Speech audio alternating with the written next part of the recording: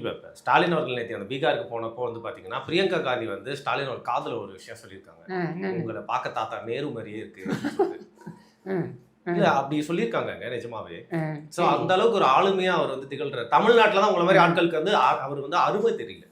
ஓஹோ! சரி. அப்படியே இருந்துட்டு போட்டோம்.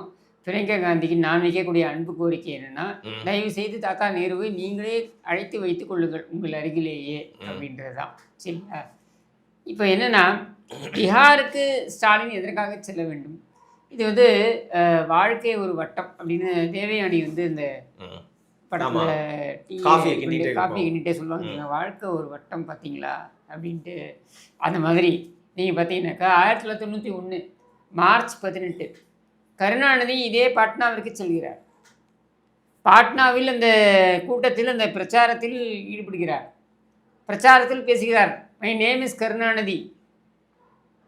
I am a dangerous man to this country என்று அவர் சொல்கிறார். எனக்கு தெரிந்து கருணாநிதி அவருடைய நீண்ட நெடிய கொடிய வாழ்க்கை வரலாறில் சொன்ன ஒரே உண்மை அதுதான்.